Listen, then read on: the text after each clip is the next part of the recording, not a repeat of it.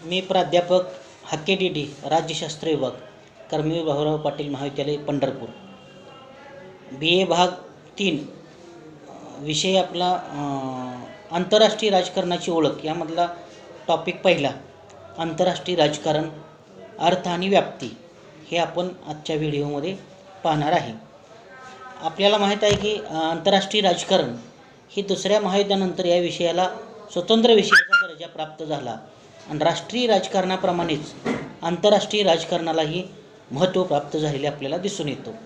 खास करून आपल्याला माहीत आहे की आंतरराष्ट्रीय राजकारणामध्ये प्रत्येक राज्याचे हे परस्पर संबंध हे आर्थिक, सामाजिक, सांस्कृतिक अशा वेगवेगळ्या पातळीवर परस्पर संबंध असल्यामुळं प्रत्येक राष्ट्राचा विकास होत असलेला आपल्याला दिसून येतो आणि या दृष्टिकोनातूनच आज आपण आंतरराष्ट्रीय राजकारणाचे अर्थ या बाबतीत आंतरराष्ट्रीय राजकारणातील वेगवेगळ्या विचारवंतांनी आपली मतं व्यक्त केलीत आणि त्या आंतरराष्ट्रीय राजकारणामध्ये कोणकोणत्या घटकांचा अभ्यास केला जातो त्याबाबत आपण सविस्तर पाहणार आहे। खास करून हेन्स जे मॉर्गेन्तो या विचारवंतांनी आपल्या पॉलिटिक्स अमंग द नेशन या ग्रंथामध्ये आंतरराष्ट्रीय राजकारण त्याची सविस्तर व्याख्या करत असताना असं मत व्यक्त केले की आंतरराष्ट्रीय राजकारण म्हणजे दुसरे तिसरे काही नसून it is a power politics, म्हणजे आंतरराष्ट्रीय राजकारण हे सत्तेसाठी चाललेला संघर्ष आहे किंवा सत्तेसाठीचं राजकारण आहे। प्रत्येक देश सत्तेचा वापर करून आपलं राष्ट्रहित साध्य करण्याचा प्रयत्न करत असतो।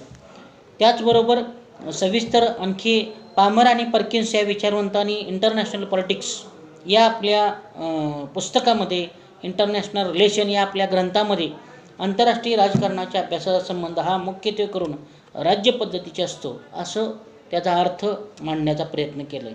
तर क्विन्सी राईट यांनी the study of the international relation या ग्रंथामध्ये आंतरराष्ट्रीय राजकारण हे जगातील प्रमुख गटावर प्रत्येक देश आपल्या कुटील व्यूहरचनेचा उपयोग करून प्रभाव पाडून त्याच्यावर आपले नियंत्रण प्रस्थापित व्हावे यासाठी प्रसंगी कोणाच्याही विरोधाची पर्वा न करता आपले उद्दिष्ट साध्य करण्यासाठी उपयुक्त होणारी कला म्हणजे आंतरराष्ट्रीय राजकारण। थोडक्यात आपल्याला या वेगवेगळ्या विचारवंतांनी आंतरराष्ट्रीय राजकारणाबाबत मतं व्यक्त केलेली आपल्याला दिसून येतात। आपल्याला एवढंच म्हणता येईल की आंतरराष्ट्रीय राजकारण हे राष्ट्रहित साध्य करण्यासाठी एक राष्ट्र दुसऱ्या राष्ट्राला आपल्या अंकित किंवा आपल्या नियंत्रणाखाली ठेवण्याचा प्रयत्न करत असलेला आपल्याला दिसून येतो। आज आता आंतरराष्ट्रीय राजकारणाच्या अर्थानंतर आंतरराष्ट्रीय राजकारणामध्ये कोणकोणत्या घटकांचा अभ्यास केला जातो ह्या वेगवेगळ्या विचारवंतांनी त्याबाबत आपली मतं व्यक्त केल्यानंतर आपल्याला सर्वसाधारणपणे आंतरराष्ट्रीय राजकारणामध्ये ज्या ज्या घटकांचा अभ्यास केला जातो या सर्व घटकांचा समावेश आंतरराष्ट्रीय राजकारणाच्या व्याप्तीमध्ये होतो। आंतरराष्ट्रीय राजकारणाची व्याप्ती पाहत असताना आपण आंतरराष्ट्रीय राजकारणामध्ये 15-16 घटक आहेत की त्या घटकांचा आंतरराष्ट्रीय राजकारणामध्ये अभ्यास केला जातो आणि त्यामुळं आंतरराष्ट्रीय राजकारणात प्रत्येक देश आपली पॉलिसी आपलं धोरण कोणत्या पद्धतीनं असावं हे आंतरराष्ट्रीय राजकारणाच्या अभ्यासानंतर व्याप्तीनंतर आपली पॉलिसी धोरण निश्चित किंवा निर्धारित करत असलेलं आपल्याला दिसून येतं। सर्वप्रथम आपण आंतरराष्ट्रीय राजकारणाच्या व्याप्तीमध्ये जो काही घटक समाविष्ट होत असतात त्यातला पहिला घटक म्हणजे आंतरराष्ट्रीय राजकारणामध्ये वेगवेगळ्या सामाजिक संघर्षांचा अभ्यास केला जातो।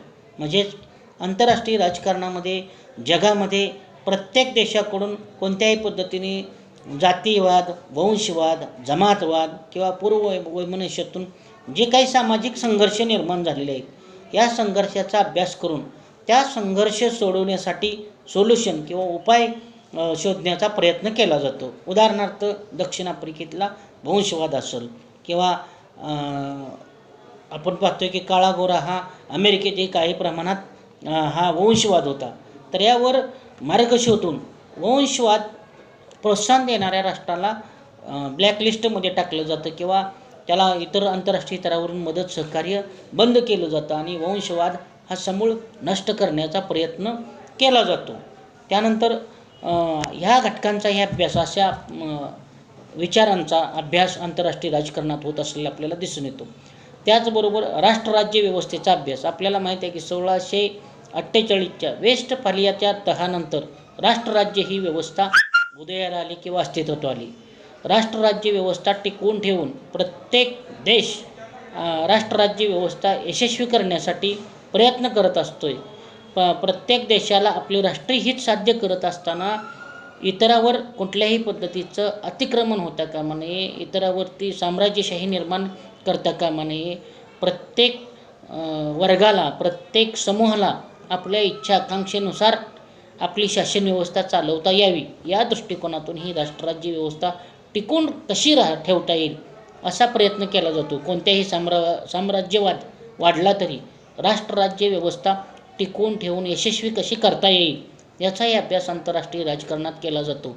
आणि कोणत्याही देशावर कुठल्याही राष्ट्राचं वर्चस्व निर्माण होऊ नये या पद्धतीनं ते प्रयत्न केले जातात. त्यानंतरचा पुढचा मुद्दा आहे आंतरराष्ट्रीय राजकारणामध्ये संपूर्ण जगाचा अभ्यास केला जातो. की दुसऱ्या महायुद्धापर्यंत आंतरराष्ट्रीय राजकारणाचा अभ्यास हा युरोप केंद्रित होता. युरोपियन देशाचे परस्पराशी असणारे संबंधांचा किंवा शासन व्यवस्थेचा अभ्यास केला जात होता. आज दुसऱ्या महायुद्धानंतर जगातील संपूर्ण राष्ट्रांच्या समस्यांचा अभ्यास केला जातो. कमी अधिक प्रमाणात प्रत्येक देशांच्या समस्यांचा प्रभाव जगाच्या राजकारणामध्ये पडत असलेला आपल्याला दिसून येतो. त्यामुळे दुसऱ्या महायुद्धानंतर नवीन उदयाला आलेली राष्ट्र आहेत आफ्रिका, आशिया, लॅटिन अमेरिकेतील या नवीन राष्ट्रांच्या व्यवस्थेचा अभ्यास ही आंतरराष्ट्रीय राजकारणामध्ये होत असतो. म्हणजेच आधुनिक काळात आंतरराष्ट्रीय राजकारणाला खऱ्या अर्थानं आंतरराष्ट्रीय स्वरूप प्राप्त झाले. या सर्व घटकांचा अभ्यास आंतरराष्ट्रीय राजकारणात होत असलेला आपल्याला दिसून येतो. त्यानंतर पुढचा मुद्दा आहे की आंतरराष्ट्रीय राजकारणामध्ये राष्ट्रीय सत्तेच्या घटकांचा अभ्यास होत असतो. कुठल्याही देशाची सत्ता ही त्या देशाच्या राष्ट्रीय सत्तेत वाढ करणारी वेगवेगळे घटक आहेत, त्या घटकावर सत्ता अवलंबून असते. आणि ज्या राष्ट्रीय सत्तेच्या माध्यमातून प्रत्येक देश आपली सामर्थ्य वाढवण्याचा प्रयत्न करत असतो. या वेगवेगळ्या राष्ट्रीय सत्तेच्या घटकामध्ये भौगोलिक घटक असेल, लोकसंख्या असतील किंवा सैनिक असेल, टेक्नॉलॉजी असेल, या सर्व घटकांचा अभ्यास आंतरराष्ट्रीय राजकारणाच्या अभ्यासामध्ये केला जातो. ज्या देशाकडे राष्ट्रीय सत्तेचे घटक मुबलक आहेत, मोठ्या प्रमाणात उपलब्ध आहेत, तो देश आंतरराष्ट्रीय राजकारणात पॉवरफुल असतो. आणि ज्या देशाकडे राष्ट्रीय सत्ता पॉवरफुल बनण्यासाठीचे आधारभूत घटक आहेत, त्याची कमकुवत आहे, कमतरता आहे, ते देश दुसऱ्यावर अवलंबून आहेत, ते दुय्यम स्वरूपाचे राहिलेले आपल्याला दिसून येतात.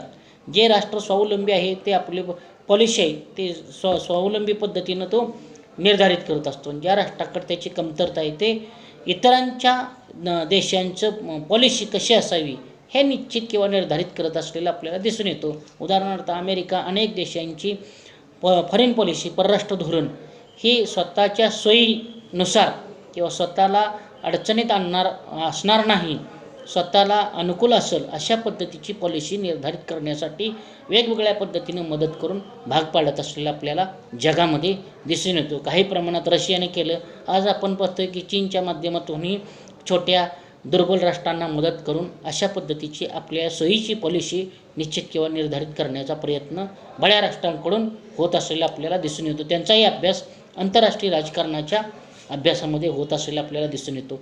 त्याचबरोबर पुढचा मुद्दा येतो परराष्ट्र धोरणाचा अभ्यास. प्रत्येक देश हे आपली फॉरेन पॉलिसी निर्धारित निश्चित करत असताना दुसऱ्या देशाची फॉरेन पॉलिसीचा अभ्यास करून निश्चित आणि निर्धारित करत असतो. आपल्याला मदत करणारी, आपल्याला विरोध करणारी अशा वेगवेगळ्या जगामध्ये पॉलिसी निर्धारित किंवा निश्चित असतात.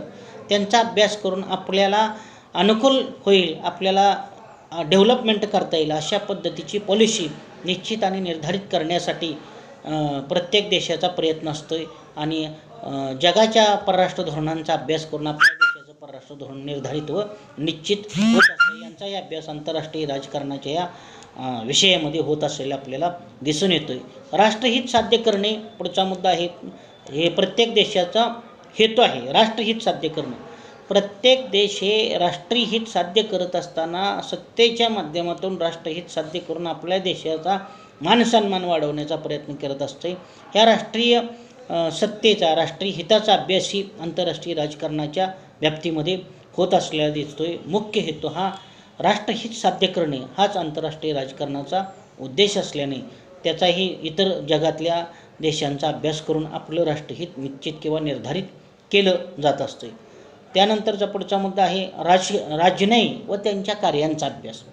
राजनयामार्फत आंतरराष्ट्रीय स्तरावर जागतिक शांतता आणि सुव्यवस्था निर्माण करण्याचा, कायदा सुव्यवस्था निर्माण करण्याचा प्रयत्न केला जातो. प्रत्येक देश आपला प्रतिनिधी दुसऱ्या देशामध्ये पाठवून आपल्या देशाचं प्रतिनिधित्व त्या ठिकाणी करत असतो आणि अशा पद्धतीनं तो प्रतिनिधित्व करत असताना पूर्वी इतका आज राजनयाला महत्त्व कमी प्रमाणात राहिलं असलं तरीसुद्धा त्या देशात आपल्या देशाचं प्रतिनिधित्व करणं, वाटाघाटी करणं, सांस्कृतिक आर्थिक कामे पूर्ण करणं, आपल्या समस्या सोडवण्याचं काम राजनयाच्या माध्यमातून केलं जातं. तणावपूर्ण परिस्थिती आहे ती निवळण्याचं काम किंवा शिखर परिषदा, राष्ट्रप्रमुखांच्या परिषदा जे आयोजन केलं जातं त्याची पार्श्वभूमी निर्माण करण्याचं काम राजनयाच्या माध्यमातून केलं जातं. एखाद्या देशाबरोबर आपले तणावपूर्ण संबंध झाल्यानंतर आपला जिल्हा दूत असतो तो परत बोलवला जातो आहे. हे तणावपूर्ण संबंधामध्ये म्हणजे दूतामार्फत योग्य पार्श्वभूमी तयार करण्याचं काम हे केलं जातं. त्यांचाही अभ्यास आंतरराष्ट्रीय राजकारणामध्ये होत असतो आहे. आंतरराष्ट्रीय संघटनांचा अभ्यास केला जातो आहे आंतरराष्ट्रीय राजकारणामध्ये, की आपल्याला माहिती आहे वेगवेगळ्या स्वरूपाच्या संघटना आहेत. उदाहरणार्थ नाटो, सिटो, सेंटो आंतरराष्ट्रीय स्तरावरील वेगवेगळ्या पद्धतीनं संघटना निर्माण होऊन या संघटना आपल्याला गट निर्माण करत असलेल्या आपल्याला दिसून येतात. उदाहरणार्थ नाटो, सिटो ह्या संघटना अमेरिकेनं निर्माण केल्या आहेत. त्याला प्रतिस्पर्धी म्हणून रशियानं वारसा करार केलेला आपल्याला दिसून. या लष्करी संघटना आहेत. आपण बघतोय की नंतरच्या काळामध्ये आर्थिक स्वरूपाच्या किंवा प्रादेशिक स्वरूपाच्या सार्क असेल, आशियान असेल अशा रिजनल लेवलच्या संघटना निर्माण झाल्या. त्या संघटनांचा उद्देश काय, त्या संघटनांचं कार्य काय हेही आंतरराष्ट्रीय राजकारणाच्या अभ्यासामुळं समोर येत असलेलं आपल्याला दिसून येतं. तर काही संघटना या सांस्कृतिक स्वरूपाच्या असतात तर काही संघटना या दहशतवादी स्वरूपाच्या असतात. तर जगामध्ये दहशत निर्माण करून आपला उद्देश साध्य करणं, हिंसक कृत्य करणं अशा स्वरूपाच्या संघटनांचाही अभ्यास केला जातो. अशा संघटनाला कोणतं राष्ट्र छुपं किंवा उघड स्वरूपानं सपोर्ट देतं, पाठिंबा देतं अशा राष्ट्रांना ब्लॅकलिस्टमध्ये टाकलं जातं आणि अशा दहशतवादी संघटना आहे, विघातक कृत्य घडवून आणणाऱ्या संघटना आहेत त्यांच्यावर बंधनं घालण्याचा प्रयत्न केला जातो आहे. आपल्याला माहीत आहे भारतामध्ये अशी दहशतवादी अनेक कृत्य झालीत, अमेरिकेत झालीत, युरोपियन राष्ट्र झालीत आणि जगाला संपूर्ण वेठीस धरण्याचा प्रयत्न केला जातो. विमानं हायजॅक केली जातात. तर त्यामुळं प्रचंड प्रमाणात नुकसान होत असलेलं आपल्याला दिसून येतं. तर अशा संघटनावरती पूर्णपणे बंदी घालण्याचा प्रयत्न केला जातो आणि त्यांचाही अभ्यास आंतरराष्ट्रीय राजकारणाच्या या अभ्यासामध्ये होत असलेला दिसून येतो आहे. काही ओपेकसारख्या संघटना आहेत की organisation of petroleum export country, त्यांच्यामध्ये पेट्रोलची निर्यात करण्याच्या दृष्टिकोनातून अरब राष्ट्रांनी ही निर्माण केलेली संघटना आपल्याला दिसून येतं. तर या संघटनांच्या माध्यमातून आपला उद्देश हेतू साध्य करण्याचा प्रयत्नही त्या संबंधित राष्ट्राकडून होत असतो आहे. तर या वेगवेगळ्या संघटनांचा अभ्यास केला जातो आहे आणि आंतरराष्ट्रीय राजकारण कोणत्या दिशेनं जात आहे ह्याची आपल्याला यातून कल्पना येत असलेली आपल्याला दिसून येतं. त्याचबरोबर पुढचा मुद्दा आहे की नवसाम्राज्यवादांचा अभ्यास. आज आपण बघतो की रशियाच्या विघटनानंतर 1991 नंतर LPG लिबरलायझेशन, प्रायव्हेटायझेशन, ग्लोबलायझेशन जागतिकीकरण, उदारीकरण, खाजगीकरणाचे प्रचंड वेगानं डेव्हलपमेंट होत असलेले आपल्याला दिसून येतं आहे. आणि यामध्ये आज लष्करी किंवा आर्थिक दृष्टिकोनातून गट न पडता, सांस्कृतिक दृष्टिकोनातून गट न, विचारधारेच्या आधारावर गट न पडता केवळ आणि केवळ आर्थिक दृष्टिकोनातूनच संपूर्ण जग त्या बाजूने चाललेलं आपल्याला दिसून येतं की ज्या चलनाला आंतरराष्ट्रीय स्तरावरती किंमत आहे, व्हॅल्यू आहे, मूल्य आहे, ज्या देशाची अर्थव्यवस्था मजबूत आहे, ज्या देशाची टेक्नॉलॉजी चांगल्या पद्धतीनं आहे, ज्या देशाचे मनुष्यबळ चांगलं आहे अशाच देशांना आज आंतरराष्ट्रीय राजकारणामध्ये महत्त्व असलेलं दिसून येतं. त्या दृष्टिकोनातूनच आज आपल्याला भारताला हे आंतरराष्ट्रीय स्तरावरती महत्त्व किंवा त्यांचं किंमत वाढलेली आपल्याला दिसून येतो. सर्व बाबतीतली डेव्हलपमेंट आणि बाजारपेठ या टेक्नॉलॉजी या सर्व क्षेत्रातला भारतातला विकास, भारताचं आंतरराष्ट्रीय स्तरावरचं महत्त्व वाढलेलं अलीकडल्या काळात आपल्याला दिसून येतं. तर अशा संघटनांचाही अभ्यास आंतरराष्ट्रीय राजकारणामध्ये केला जातो आहे. त्याचबरोबर सत्ता संतुलन आणि नियंत्रण याचाही अभ्यास आंतरराष्ट्रीय राजकारणात होत असलेला दिसून येतोय. नियंत्रण, सत्ता संतुलन आणि नियंत्रण, आंतरराष्ट्रीय राजकारणामध्ये दोन गट समान ताकदीनं असणं म्हणजे सत्ता संतुलन, आणि हा सत्ता संतुलन साधण्याचा प्रयत्न आंतरराष्ट्रीय राजकारणामध्ये केला जातो की उदाहरणार्थ अमेरिकेचा गट, रशियाचा गट. रशियाच्या विघटनानंतर आज आपण पाहतो की त्याची जागा चीन घेत असलेलं आपल्याला दिसून येतं. पण आपल्याला माहीत आहे की रशिया अमेरिका ही वैचारिक विचारधारेवर आधारित गट होती. चीन हा क्रूर साम्यवादी स्वरूपानं पुढे येऊन संपूर्ण मानवजातीला वेघातक स्वरूपाची समस्या निर्माण करत असलेलं आपल्याला दिसून येत आहे. तर हे समान ताकदींचा बॅलन्स झाला आहे, नियंत्रण झालं आहे किंवा नाही, यांचाही अभ्यास आंतरराष्ट्रीय राजकारणाच्या या व्याप्तीमध्ये होत असलेला दिसून येतो. नियंत्रण आहे किंवा नाही त्यांचं कल्पना ही आंतरराष्ट्रीय राजकारणाच्या अभ्यासामुळेच शक्य असलेलं आपल्याला दिसून येतं. त्याचबरोबर शस्त्रीकरण आणि निशस्त्रीकरण,